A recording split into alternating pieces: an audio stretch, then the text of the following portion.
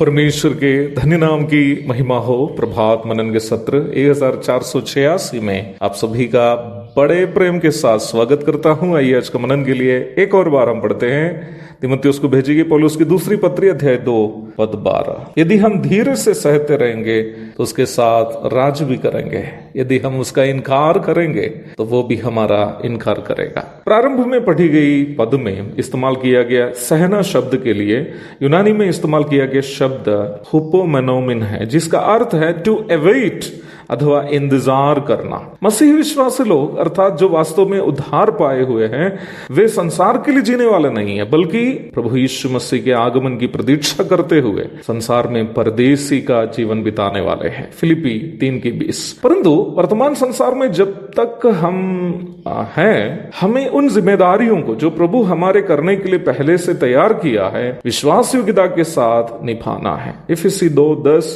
पहला कुरिन्थी 4:1 और 2। उन जिम्मेदारियों में से एक महत्वपूर्ण जिम्मेदारी यह है कि हमें दी गई जिम्मेदारियों को निभाने के दरमियान जो परेशानियों को हमें झेलनी पड़ती है, वे चाहे बीमारी हो, आर्थिक तंगी हो या अपनों से या परायों से सताव हो, हमें आनंद के साथ झेलने। इस विषय पर याकूब अपनी टिप्पणी इस प्रकार देता है, धन्य है वह मनुष्य जो परीक्षा में स्थिर रहता है, क्योंकि वह खरा निकलकर जीवन का वो मुकुट पाएगा जिसकी प्रतीक्षा प्रभु ने अपने प्रेम करने वालों से की है। याकूब अध्याय 1 पद 12। आगे प्रेरित यूहन्ना से प्रभु यीशु मसीह ने याद दिलाया इस प्रकार, जो दुख तुझको झेलने होंगे उनसे मत डर, क्योंकि देखो शैतान तुमसे कुछ को जेल खाने में डालने पर है, ताकि तुम परखे जाओ और तुम्हें 10 दिन तक क्लेश उठाना होगा। प्राण देने तक विश्वासी रह तो मैं तुझे जीवन का मुकुट दूंगा। प्रकाशित वाक्य 2:10।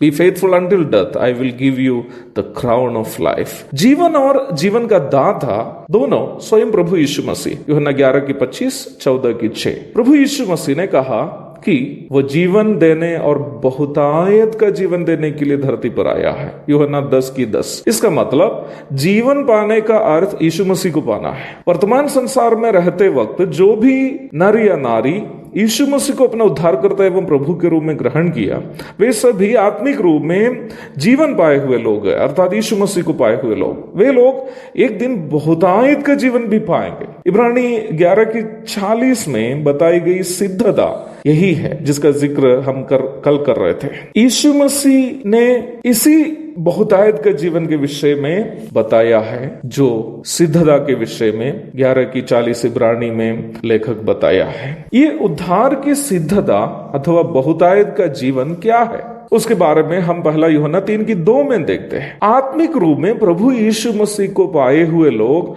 शारीरिक रूप में भी प्रभु के पवित्रता से परिपूर्ण होने की अवस्था को हम यहाँ देखते हैं। ये बहुत दुख की बात है कि कई लोग बहुतायत का जीवन को संसार में एक समृद्ध जीवन बिताने के विषय में समझते हैं। ऐसे लोग इसलिए सोचते हैं क्योंकि उन लोगों के नजरों में यीशु मसीह से ज्यादा यीशु मसीह से मिलने वाली आशीषों को मूल्य है। परंतु प्रभु से प्रेम करने वालों के लिए कोई भी अन्य आशीष यीशु मसीह से अधिक मूल्यवान नहीं है, धरती पर भी हो और स्वर्ग में भी हो। इसका मतलब प्रारंभ में पढ़ी गई पद में टू अवेट अथवा इंतजार करते हुए सहना, वो किस बात को दर्शाता है? मैं इस प्रकार कहकर आज का मनन समाप्त करना चाहता हूं। प्रभु के साथ अनंत जीवन में वही राज करेगा जो प्रभु यीशु मसीह के समान पूर्ण रूप में बदलने की तीव्र इच्छा के साथ वर्तमान संसार में अपनी आत्मिक जिम्मेदारियों को विश्वास योग्यता के साथ निभाते हुए, दुखों को झेलते हुए भी प्रभु का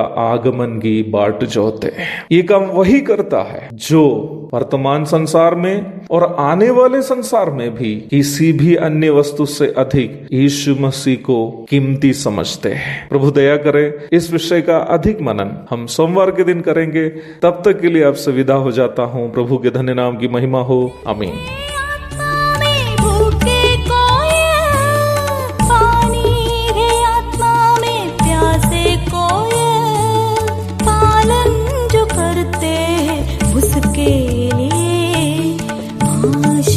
पाने का साधन है ये वचन प्यारा वचन। वचन, यीशु मसीह का प्यारा